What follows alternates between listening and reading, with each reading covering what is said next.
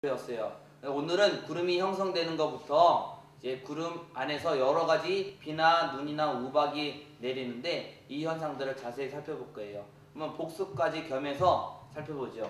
먼저 수증기로 불포화된 공기가 상승을 해야 구름이 만들어진다고 했고, 불포화된 공기가 상승하면 기압이 내려가면 부피가 팽창하면 온도, 다른 말로 기온이 하강을 해서 어떤 온도에 도착하냐면 이슬점에 도착할 거예요. 이슬점에 도착하면 음결이 시작되고요.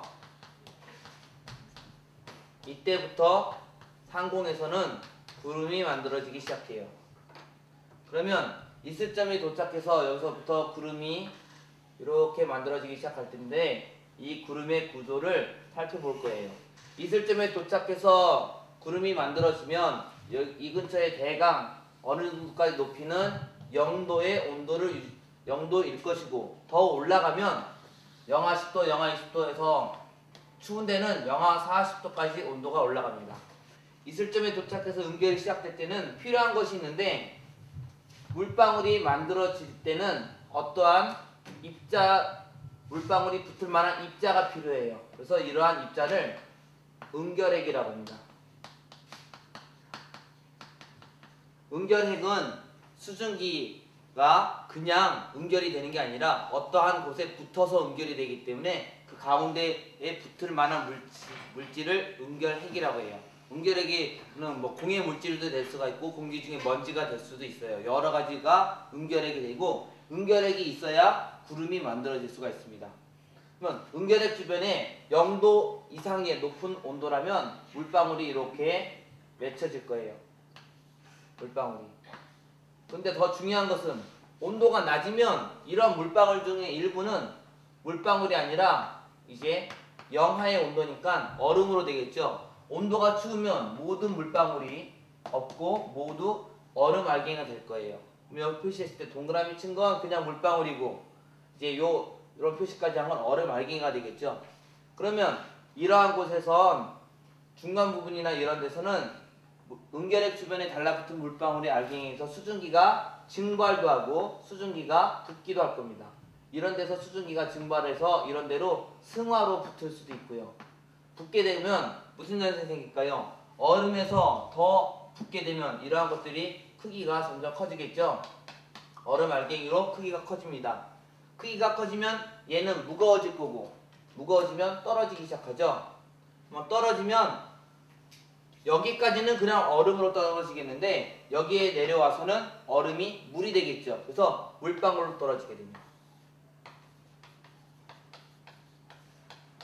다시 순서를 볼게요. 불포화된 공기가 상승을 해서 기압이 내려가고 부피가 커져서 온도가 내려가면 이슬점에 도착하고, 음결핵 주변에 음결이 생겨서 구름 입자들이 생겨날 거예요. 근데 이런 구름 입자들의 온도가 더 낮아지면 얼음으로 얼 거고, 이러한 얼음 주변에 승화 현상 혹은 물방울이 커지거나 얼음 알갱이가 커져서 점점 더 커지면 무거워져서 떨어질 거예요.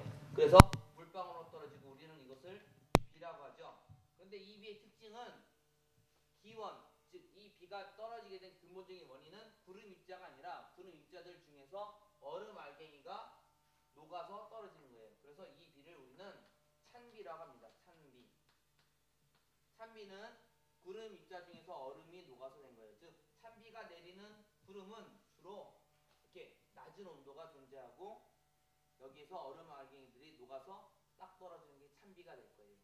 그런데 떨어지다가 이 영도가 어느 정도, 여기 기온이 한 영상 20도 이 정도 되면 얼음들이 내려오다가 다 녹아요. 근데 문제는 만약에 추운 겨울에 여기 온도가 여기가 한 0도 정도가 되고 땅이 있는 곳은 영상 3도 정도 되면 얼음 알갱이가 떨어지는데, 이 얼음 알갱이가 다 녹을 필요가 없죠. 겨우 약간 따뜻한 정도이기 때문에 여기는 빗방울로 그냥 떨어질 수도 있고 얼음 알갱이로 떨어질 수도 있어요. 우리는 이것을 진눈깨비라고 해요.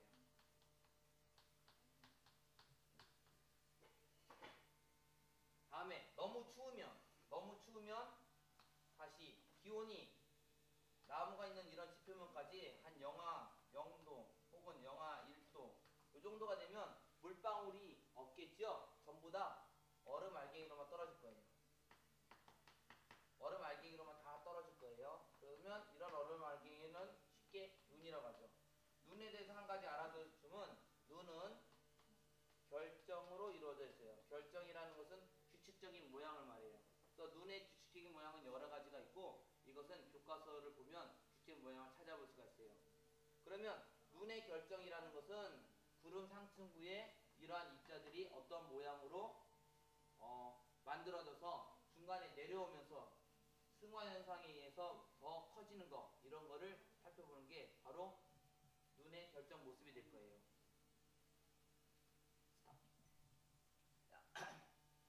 아까까지는 찬비와 진눈깨비와 눈이 형성되는 거 봤어요.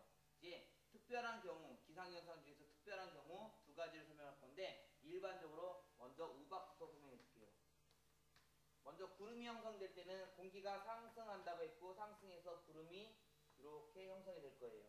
그러면 구름이 형성되면 이 근처에는 물방울이 은결의 주변에 물방울이 있겠고요. 이런 데는 얼음 알갱이가 있겠죠. 그러면 이 얼음 알갱이가 이제 커져서 내려간다고 생각합시다. 커져서 내려가면 얼음 알갱이가 약간 더 주변에 물방울이 모였으니까 커졌을 거예요. 재밌는 현상은 구름이 만들어지는 공기는 상승으로 구름이 만들어지는데 이 상승되는 게 매우 힘이 크면 무거운 이 얼음 알갱이를 다시 위로 올릴 수가 있죠. 다시 위로 올리면 커진 얼음 알갱이 주변에 한 번 더 물방울이 모이겠고 얘가 좀 더 커질 수가 있죠. 그럼 커진 이런 얼음 알갱이들이 내려오게 되면 미처 녹지 못하고 여기 바닥에 그냥 얼음인 채로 떨어지게 되는데 우리는 이것을 우박이라고 해요. 그래서 우박은 자세히 그려보면 아까 전에 그렸던 대로 원래 얼음이 한번 형성되고 그 다음에 내려오면서 주변에 물기가 있다가 다시 얼었기 때문에 우박은 나이테처럼 이렇게 동심원으로 이루어져 있고 작은 우박은 동심원이 작겠지만 큰 우박 같은 경우에는 여러 번 나이테처럼 되어 있는 것을 교과서 그림에서 확인할 수가 있어요. 그래서 이런 특별한 기상현상으로 우박에서 중요한 점은 다시 한번 상승하고 상승을 여러 번 할수록 나이테가 많아진다는 점 참고로 하면 될 거예요. 우박 말고 이제 여름철 소나기를 설명해 줄 거예요. 아까 전에 구름이 형성될 때는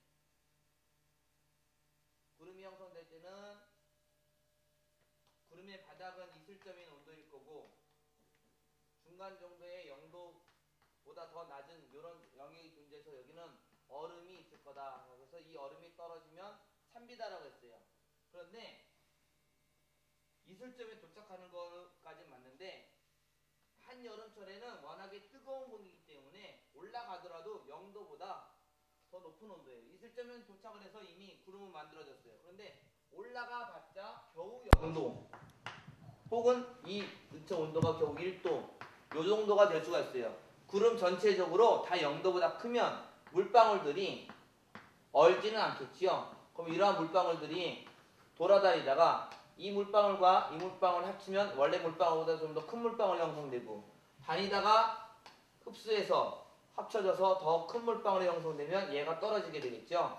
아까 찬비하고의 차이점은 얼음 알갱이가 전혀 없고 혹은 있더라도 아주 조금밖에 없고 물방울들이 합쳐져서 내린다고 해서 우리는 이거를 따뜻한 비라고 해요. 따뜻한 비는 주로 우리나라의 소나기, 여름철 소나기나 혹은 적도지방에 스콜이라고 하는 기상현상이 있어요. 하루에 한 번씩 큰 소나기가 내리는데 이걸 스콜이라고 해요. 이런 경우는 따뜻한 비가 돼요. 전체적으로 정리를 다시 한번 해보면 찬비가 내리고요. 찬비는 구름에서 얼음으로부터 내리는 비가 찬비고요. 그 다음에 진눈깨비가 있고요. 개비인가요? 진눈깨비가 있는데 이것은 녹거나 안 녹거나 나가 같이 있는 경우 그 다음에 안 녹고 전체적으로 내리는 눈이 있고요. 눈은 결정에 대해서 한번 그림을 봐주시면 될 거고요. 그 다음에 특별한 기상현상으로 우박이 있는데, 우박은 얼음이 커진 것이고요. 커진 것만큼은 상승 횟수에 따라서 얼음이 더 커질 거예요. 그 다음에 지금 배운 따뜻한 비가 있어요.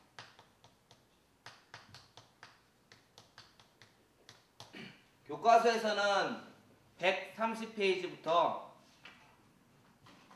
133페이지까지 쭉, 그러니까 그림 만화 다음에 쭉 설명된 건데, 이거 내용은 별로 안 돼요. 그러니까 쭉 한번 교과서를 읽기를 바래요. 그 다음 설명할 것이 이슬, 서리, 안개예요.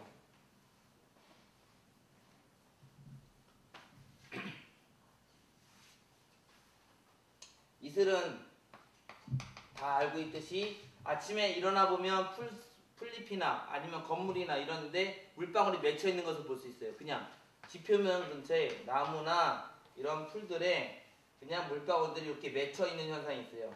이것은 이 지표면, 구름이 생기는 것이 아니라 지표면의 공기가 낮에는 더웠기 때문에 수증기로 가지고 있고 포화 상태가 안 됐지만 새벽 동안에 이 공기가 차가워지면 이슬점에 도착했는데 응결핵이 없으니까 이런 물체에 붙는 거예요. 풀잎이나 이런데. 그래서 응결핵 없이 그냥 물체에 붙어서 생겨난 것을 이슬이라고 합니다. 그런데 이 이슬이 만들어지는 온도가 보통 10도 정도 혹은 9도 정도 5도 이렇게 되면 다행인데, 이 온도가 이런 온도가 아니라 영하 2도 영하 10도 정도가 되면 응결핵은 없기 때문에 뭔가는 맺히는데 이것이 물방울로 맺히는 게 아니라 얼음으로 맺히겠죠. 그래서 얼음으로 맺히는 경우는 서리가 내린다고 해요. 이슬과 서리의 차이점은 이슬은 물방울로 맺히는 거, 서리는 얼음으로 맺히는 게 돼요. 그 다음에 우리가 흔하게 겪는 기상현상 중에 하나가 안개가 있어요. 안개는 응결핵이 공기 중에 있는 먼지들이 되고, 안개는 낮게 혹은 지표 근처에 에서 구름 비슷하게 형성이 되는 기상현상을 말해요. 그러니까 구름은 상승이 돼야 되는데 상승은 되지 않고 그냥 구름 입자처럼 똑같은 원리로 생겨나는 것이 안개가 돼요. 그러면 안개가 생성되는 경우가 교과서에 어떻게 되어 있냐? 첫 번째, 첫 번째 바람이 불지 않는 맑은 날 새벽이라고 했어요. 공기가 그대로 그냥 여기에 있어요. 여기에 있고 약간 공기가 조금 지저분하던지 혹은 해서 응결핵은 많이 있어요. 그러면 이 공기가 새벽 동안에 차가워지면 맑은 날 새벽은 복사열이 밖으로 많이 나가서 공기가 차가워져요. 공기가 차가워지면 당연히 이슬점 이하로 떨어질 것이고, 이슬점 이하로 떨어지면 응결핵인 주변에 물방울이 맺히겠죠. 물방울이 맺힌데 얘는 하늘 높이 있는 구름이 아니라 이 근처가 물방울이 많아지니까 시야가 흐려지고 우리는 이것을 안개라고 합니다. 그러면 새벽, 그러니까 구름이 없이 맑은 날 복사 냉각이 잘 되도록 지표면이 차가워지도록 때는 맑은 날 새벽에 잘 되고요. 다음에 찬 공기가 이런 경우 말고요. 바다가 있는데 이 바다는 따뜻해요. 따뜻한 바다에 찬 공기가 지나가요. 그러면 따뜻한 바다에선 수증기가 많이 올라오겠죠? 수증기가 많이 올라오는데 공기가 차면 이슬점이 낮겠죠? 그럼 이 올라가는 수증기가 곧장 안개로 변할 거예요. 그러니까 찬 공기는 이슬점이 낮고요. 수증기는 많이 공급이 되니까 이것이 바로 안개가 형성되는 경우고요. 반대의 경우에도 안개가 형성이 돼요. 따뜻한 공기가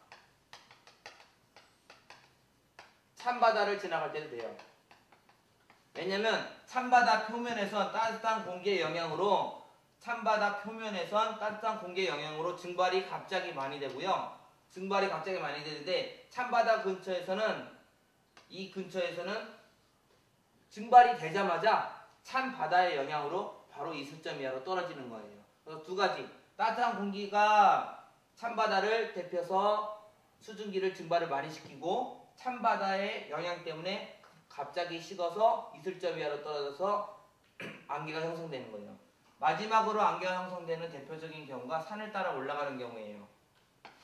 이런 산을 따라서 공기가 이렇게 상승을 하면 이 근처에서 이슬점에 도착하면 이 근처에 있는 사람들은 바닥에 있는 사람들이야 산 중턱에 구름이 있겠다라고 생각되겠지만 산 중턱에 있는 사람들은 구름이라고 생각되지 않고 자기가 있는 지표면 근처에 시야가 흐려지는 거니까 이건 안개라고 생각이 되죠. 그래서 이 경우도 안개예요. 근데 이렇게 높이 있는 경우도 있지만 올라가기 시작하면서 바로 형성이 되는 이러한 안개들도 있어요.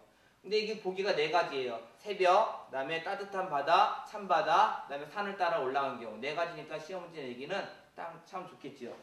134페이지하고 135페이지는 강우량, 적설량, 강수량 이것들을 설명하는 거예요. 공식이 하나 있어요. 이거 알아두시면 좋습니다. 먼저 강우량인데 강우량은 비의 양을 말해요. 이거는 밀리미터로 측정을 해요. 그 다음에 적설량이 있어요. 적설량은 쌓인다, 눈이 쌓이는 양이라서 눈을 말하고요. 단위는 센티미터가 돼요. 근데 비나 눈이나 기타 다른 것은 우박이 있고요. 우박, 이슬, 안개 등으로 지표면에 물이 생겨날 거예요. 그러면 이것들을 싹 다 더해서 녹여서 물로 측정하는 것을 우리는 강수량이라고 해요. 적지는 않았지만 기억해 두세요. 강우량, 적설량, 기타 하늘에서 떨어진 모든 물의 종류를 녹여서 물로 된 것으로 측정하는 것을 강수량이라고 해요.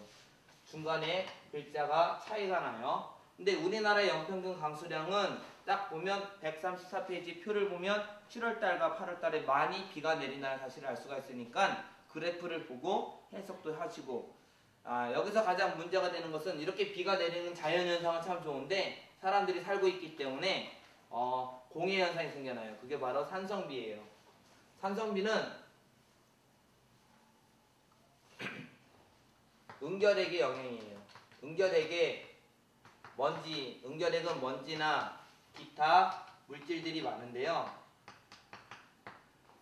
응결핵에 어떤 것들이 작용하냐면 SO4 잘 보면 황산이라는 물질이에요. 그 다음에 NO3 이건 질산이라는 물질이에요. 정확히는 이산화황, 이산화질소 이런 물질들이 공기 중에 포함되면 물이랑 같이 섞어서 황산, 질산이라는 새로운 산성의 물질들을 형성해요. 이것은 물질이 아니고 H2SO4, HNO3라는 새로운 물질들을 형성하게 돼요. 근데 이것들이 비에 녹게 되고 어차피 물이랑 같이 있으니까요. 비에 녹게 되고 이렇게 되면 이것은 비 자체가 원래 가지고 있는 약한 산성 말고 좀 더 강한 산성을 띠게 되고 식물이나 혹은 건물이나 사람에게 피해를 준다고 해서 우리는 산성비라고 해요. 근데 산성비가 문제가 되는 이유가 있어요. 산성비가 문제가 되는 이유는 바로 우리나라의 주변에 중국이 있죠. 우리는 잘 못 느껴요. 우리는 땅에서 살기 때문에 바람의 방향이 마음대로 변해요. 하지만 구름이 지나가는 길은 항상 이렇게 지나가요. 하얀 길대로. 대부분 1년 내내 우리나라 주변의 구름은 중국 쪽에서 우리나라를 지나서 일본 북쪽으로 가게 돼 있어요. 그런데 중국이 요즘에 공업화를 하고 공업화를 하면 매연이 많아지고 매연이 많아지면 산성 물질들이 많아져요. 이러한 산성 물질들이 여기에 서해라는 바다를 지나가면서 구름을 만들고요. 이 구름이 우리나라에 비로 내리는데 이 산성 물질 때문에 내리는 비가 산성비잖아요. 이 산성비가 어디에 내리는 꼴이냐? 중국에서 산성 물질 만들어서 우리나라에 비가 내리니까 우리나라에 피해로 오게 되죠. 그래서 이건 산성비는 국제적인 문제가 될 수가 있어요. 135페이지 산성비 마저 읽어보시고 135페이지 위쪽에는 인공강우에 대해서 나와 있으니까 한번 보시면 돼요. 인공강우는 인공적으로 응결핵을 더 주어서 비가 내리지 않는 구름에 응결핵을 과잉으로 주면 비가 내릴 수 있다라는 원리가 있어요. 다음번에는 기압을 설명해 줄 거예요.